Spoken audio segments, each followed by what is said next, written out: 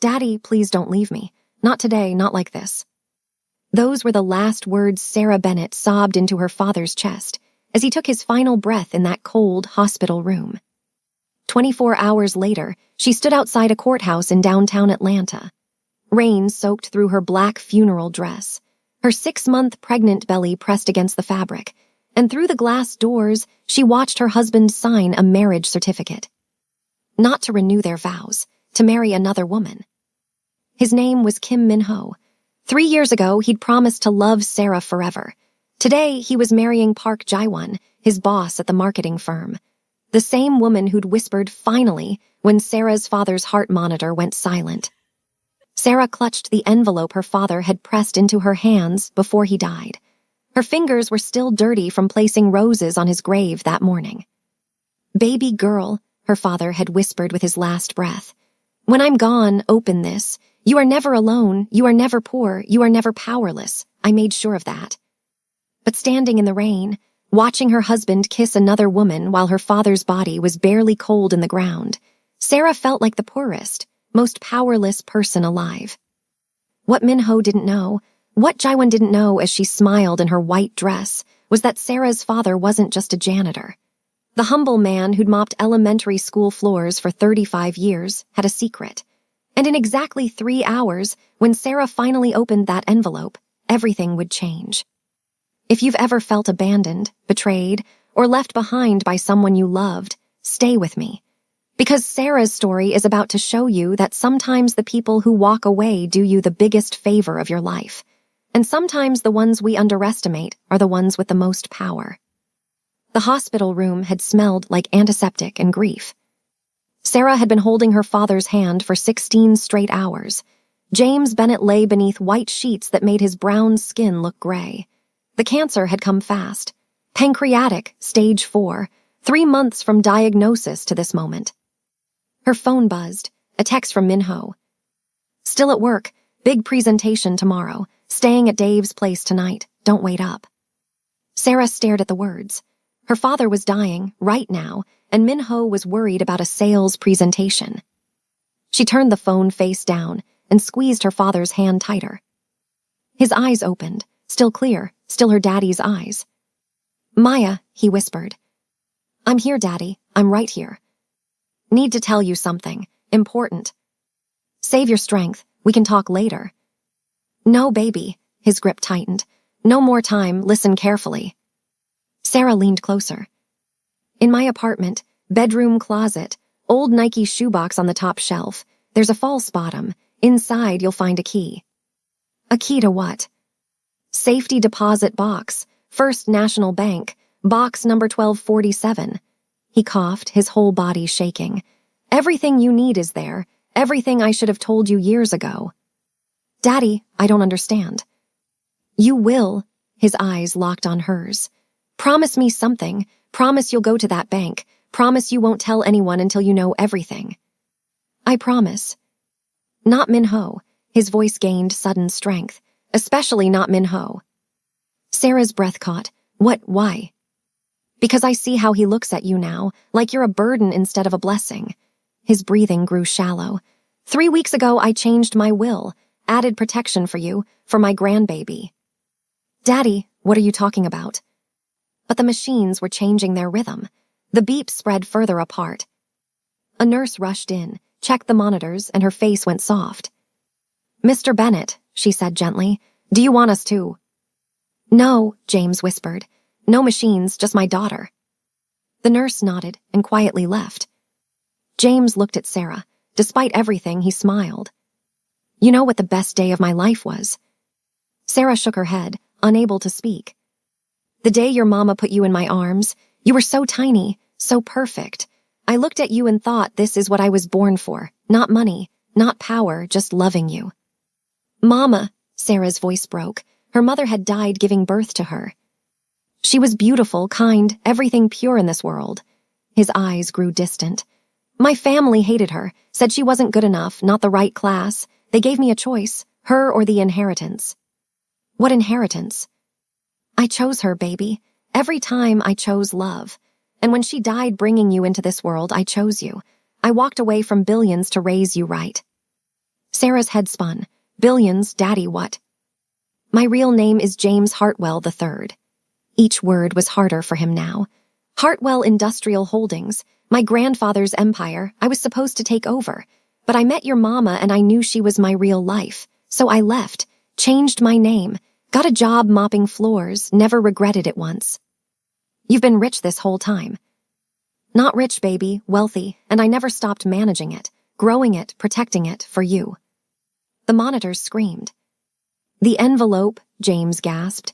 In the deposit box, it explains everything, the trusts, the protections. He pulled her close. Trust the plan, I know what's coming, but trust the plan. What's coming? Daddy, what do you mean? You are never alone. You are never poor. You are never powerless. I made sure of that. Daddy, no. I love you, Sarah, more than all the money in the world. You are my greatest treasure. And then he was gone. The sound of the flatline echoed in Sarah's ears like the end of everything. She collapsed onto his chest, sobbing so hard she couldn't breathe. The smell of him, Irish spring soap and coffee and love. She tried to memorize it before it faded forever. Her phone buzzed again. Minho. Hey babe, Dave's girlfriend is here too. We're all grabbing drinks. Probably be a late night. You good? Sarah stared at the text through her tears. Her father's words echoed in her mind. I see how he looks at you, like you're a burden. She finally saw it too. The rain felt like the sky was grieving. Sarah stood at the edge of her father's grave at Evergreen Cemetery. Her black dress was soaked through. Her hand rested on her swollen belly. The preacher's words blurred into meaningless sound. All she could hear was the voice in her head screaming that this couldn't be real. The mahogany casket sank into the ground. The yellow roses she'd placed on top were already wilting. Petals washed away into mud. Maybe 30 people came. Former coworkers from the elementary school, a few neighbors, distant cousins who showed up out of obligation. Her father had lived quietly, loved deeply, and left a hole in the world too big for Sarah to survive. Minho stood beside her, but he might as well have been on another planet. He held an umbrella over his own head, not hers. He checked his phone every few minutes. His jaw was tight with impatience. When the preacher said, ashes to ashes, dust to dust, Minho sighed loud enough for Sarah to hear. She looked at him then, really looked, and saw a stranger. This man had promised to love her in sickness and health. Now he couldn't even pretend to care that she'd just lost everything. After the service, as people offered condolences Sarah wouldn't remember, Minho leaned close. I need to head out, client meeting. It's been scheduled for months. Sarah turned to him slowly. A client meeting? Minho, we just buried my father. I know, and I'm sorry, but this deal is important. You've got people here, you'll be fine. He kissed her forehead quickly, like patting a dog. I'll see you at home later. He walked away through the rain, pulling out his phone before he'd even reached his car. Sarah watched him go. Something broke inside her that she didn't have words for yet. An elderly woman approached, Mrs. Chen from her father's school. Your daddy was the best man I ever knew, she whispered, pulling Sarah into a hug that smelled like lavender. He talked about you every single day. You were his whole world.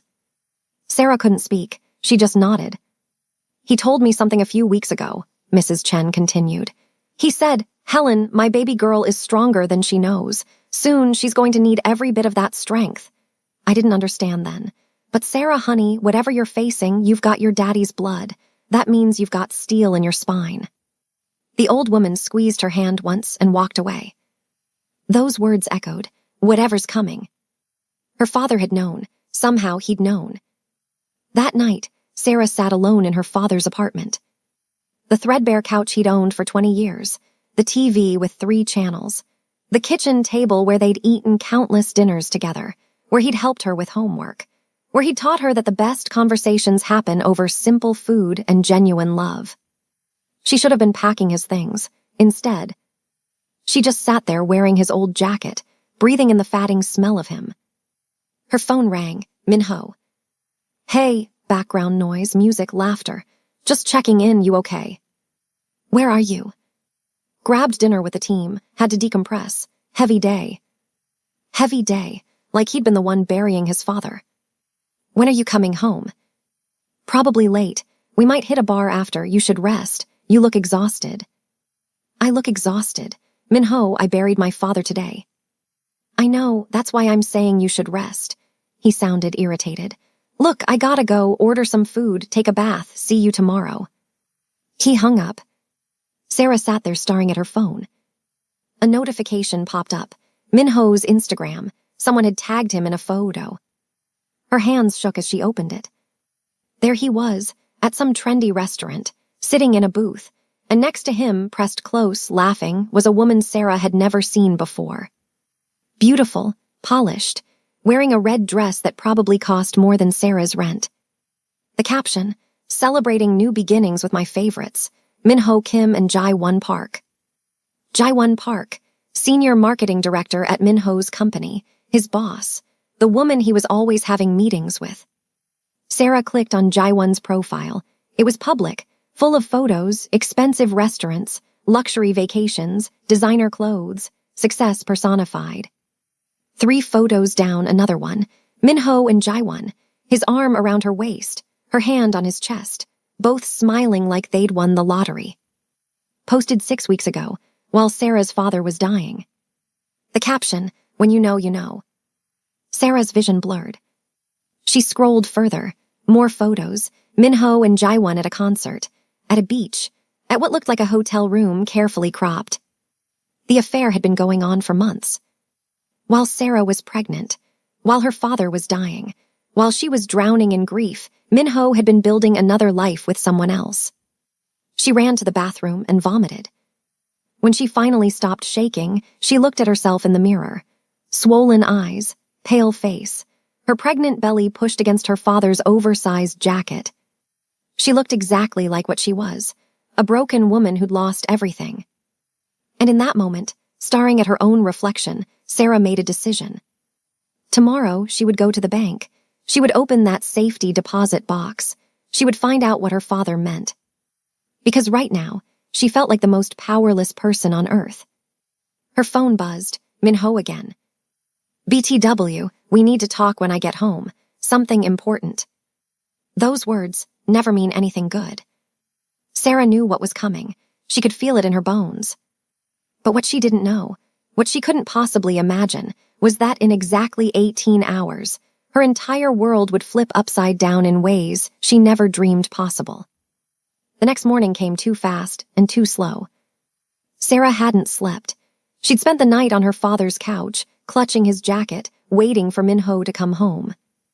He never did. At 6 a.m., her phone buzzed. Crashed at Dave's. Coming by at 9. We need to talk. Important. Sarah's hands went to her belly. Her baby girl kicked hard.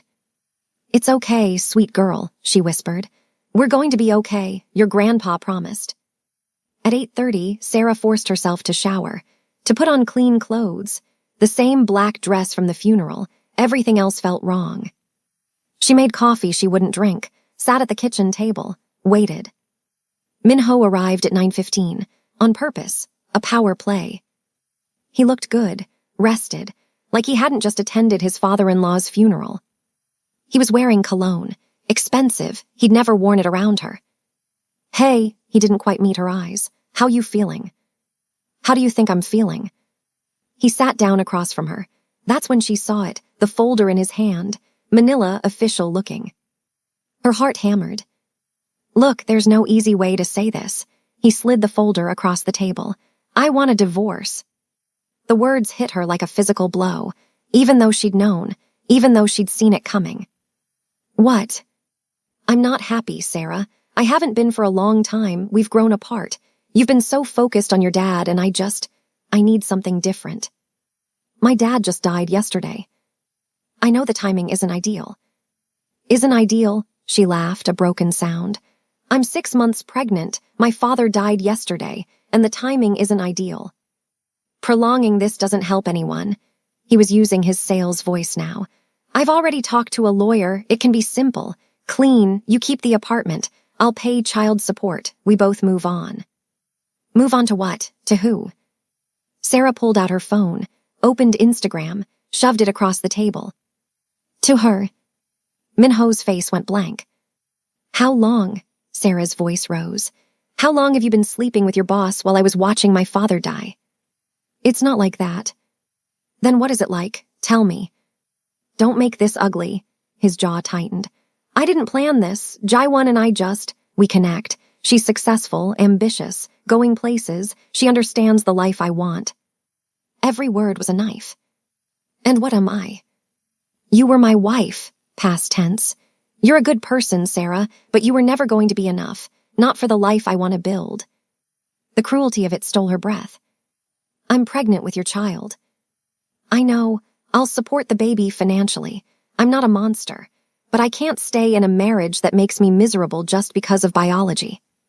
He stood up, buttoned his jacket. Sign the papers. My lawyer will be in touch. I'll get my stuff this weekend. Minho, please.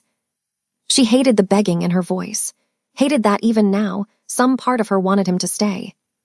He looked at her then, really looked, and what she saw in his eyes was worse than anger. Pity.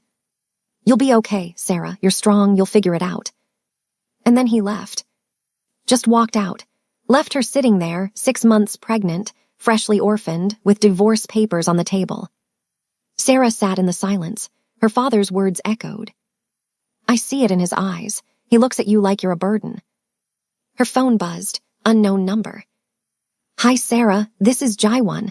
I know this must be hard, but Minho and I are in love. We'd appreciate your discretion and cooperation. We'd like to move forward quickly.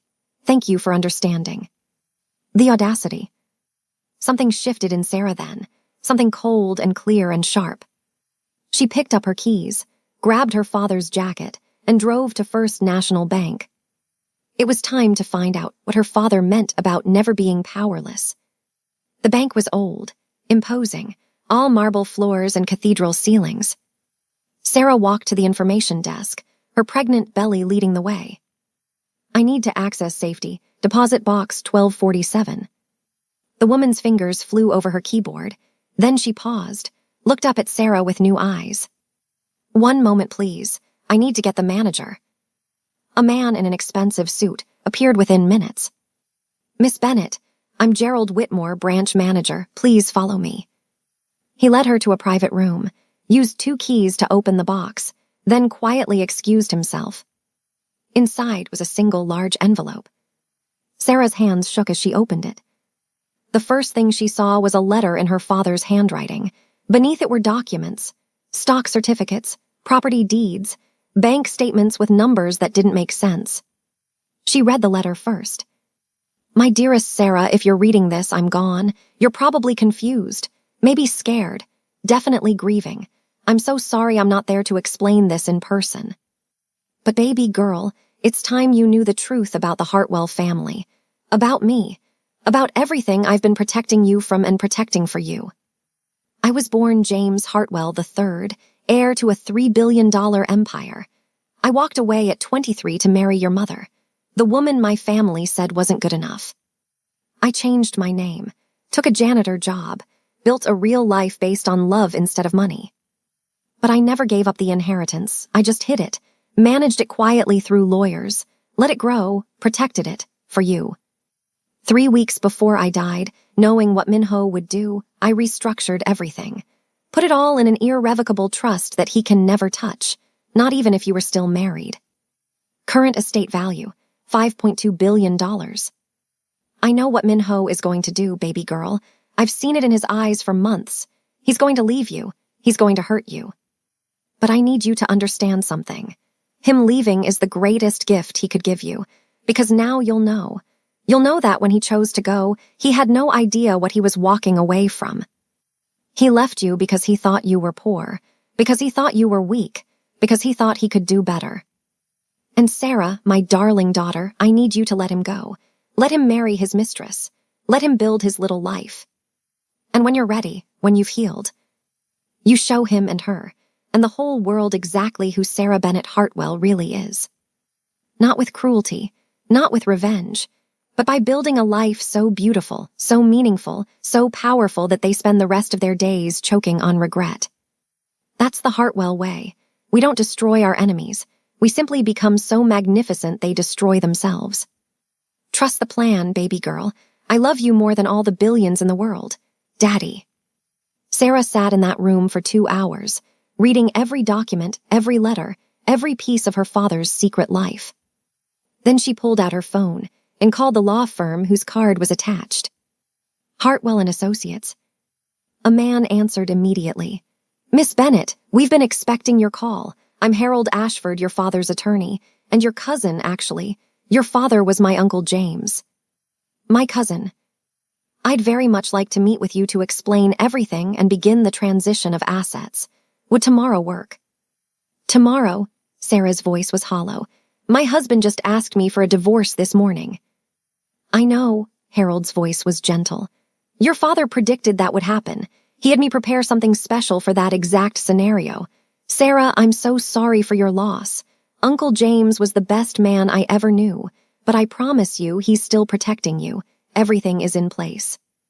Sarah ended the call and sat in silence, her hand on her belly, her mind reeling.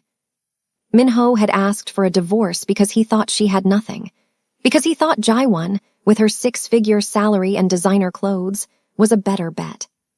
He had no idea he just walked away from $5 billion. Tomorrow, Sarah was going to start learning exactly what that meant. But first, she had to sign those divorce papers. She had to let him go. Not because she was weak, but because her father had taught her something Minho would never understand. True power doesn't announce itself. It waits. It watches. It moves when the time is right. Sarah drove home and signed every page Minho had left her. She placed them in an envelope addressed to his lawyer. Then she opened her laptop and bought a ticket to New York for the next morning. Harold Ashford had offered to send a private jet, but Sarah declined. She wasn't ready for that world yet. She needed one more day of being regular Sarah, one more day before everything changed. Her phone buzzed. Minho, did you sign? She typed back, yes, you're free. His response came immediately. Thank you for being reasonable. For what it's worth, I hope you find happiness. Sarah stared at those words, the casual cruelty, the assumption that he was doing her a favor. She deleted the text without responding. Then she opened Instagram and looked at Jaiwan's profile one more time. The latest post showed her and Minho at a jewelry store. The caption, when you know, engaged, new beginnings. They'd gotten engaged, the same day he'd asked for a divorce, probably the same day Sarah had buried her father. Sarah felt something shift inside her, not anger, not even hurt anymore. Something colder, something patient. Something her father had spent her whole life teaching her, even though she hadn't known what the lessons were for. Dignity in the face of cruelty, grace under pressure, the long game. She commented on the post, congratulations, I wish you both all the happiness you deserve. Every word meant exactly what it said. Within an hour, the post exploded. People who knew Sarah, who knew she'd just lost her father and her husband in the same week, were commenting in outrage. Jaiwan's comment section became a war zone. Sarah turned off her phone and went to bed in her father's apartment, wrapped in his jacket, her hand on her belly. Your grandpa was a smart man, she whispered. He knew exactly what he was doing. Outside, thunder rumbled. A storm was coming, but Sarah Bennett Hartwell was ready for it. The law offices of Hartwell and Associates occupied the entire 47th floor of the Sterling Tower in Manhattan. When Sarah stepped out of the elevator the next morning, everything was glass and chrome and the kind of quiet that money buys. The receptionist looked up. Her expression shifted immediately. Miss Hartwell. Bennett, Sarah corrected automatically. She was led down a hallway lined with portraits of stern-looking men in suits, Hartwells, her ancestors. Then she saw it at the end of the hall, a portrait of a young man with kind eyes and a smile that wanted to break free. Her father, young, wealthy, before he'd walked away from all of this. A distinguished man in his 60s stepped out, his face breaking into a warm smile. Sarah, I'm Harold Ashford, your cousin. He led her into a conference room where 2 other people waited. This is Patricia Whitmore, your financial advisor, and David Chen, your accountant. They've been managing your father's holdings for 15 years. Now they work for you. Over the next 3 hours, They walked Sarah through everything. She owned controlling shares in 17 major corporations, commercial real estate in 12 states, a stock portfolio worth $1.8 billion, an art collection valued at $400 million, liquid assets totaling $600 million. Your father restructured everything 3 weeks before he died, Harold said quietly, the day after Minho visited him in the hospital. Sarah's breath caught. Minho visited him. He told me he couldn't get away from work. Harold's expression darkened. He spent 15 minutes complaining about hospital bills, how the pregnancy was bad timing, how he was under pressure at work. He asked if your father had life insurance to offset the burden. He said that. Your father heard every word. The next day, he called me and made absolutely certain Minho could never touch a penny of it. Sarah felt tears sliding down her face. He knew. Harold slid a final letter across the table. Minho didn't leave because you weren't enough. He left because he wasn't enough. Now rise, not for revenge, but because you are a Hartwell. Build something beautiful, help people. And when Minho sees what you've become, smile. Because his regret is not your burden, live well. That's the best revenge of all. Sarah wiped her eyes. I want to help women in crisis. Single mothers, women who feel powerless and alone. I want to start immediately. Patricia smiled gently. Your father already established a foundation with a $500 million endowment. It's ready whenever you are. Then I'm ready. But first, I want to host a dinner for potential partners and board members. Sarah pulled up Jaiwon's LinkedIn. She's a senior marketing director, successful, well-connected, exactly the kind of person a new foundation would want to meet, wouldn't she? Harold's smile turned knowing, along with her new husband, of course. 3 weeks later, elegant invitations arrived at 50 carefully selected addresses. The Bennett Hartwell Foundation cordially invites you to an intimate dinner reception. Friday, October 15th, 7 p.m., the Metropolitan Club. Jaiwon showed it to Minho immediately, her eyes bright. This could be huge for my career, if I could get on their board. She RSVP'd yes within the hour. The Metropolitan Club was old money elegance, soaring ceilings, crystal chandeliers, power whispered instead of shouted. Sarah arrived early in an emerald green maternity gown. Diamond earrings that had belonged to her Hartwell grandmother sparkled at her ears. She was 7 months pregnant now, and she'd never felt more powerful. At 7:15, Minho and Jaiwon walked in. Sarah saw them before they saw her, Minho uncomfortable among genuine wealth, Jaiwon confident in her red designer dress, scanning the room for important people to impress. Harold stepped to the front. Ladies and gentlemen, I'd like to introduce our founder and director, Ms. Sarah Bennett Hartwell. Sarah stepped forward. Every eye in the room turned to her, including Minho's, including Jaiwon's. She watched the recognition hit them, watched Minho's face drain of color, watched Jaiwon's smile freeze and crack. Thank you all for coming, Sarah said, her voice steady. 3 months ago, I lost my father, a janitor at an elementary school who taught me that true wealth isn't measured in bank accounts, but in lives you touch and integrity you carry. What I didn't know was that my father, James Hartwell III, had walked away from his family's fortune 35 years ago to marry the woman he loved. He chose love over money. He raised me to value the same things. Minho gripped the back of a chair, his knuckles white. When he passed, he left me his entire estate, valued at approximately $5.2 billion. But more than that, he left me a mission: to help women who feel powerless and abandoned. Because 3 months ago, I was one of those women. Sarah's eyes found Minho directly. I was 6 months pregnant, grieving my father's death when my husband asked me for a divorce. He told me I would never be enough, that he'd found someone better, someone successful, ambitious, going places.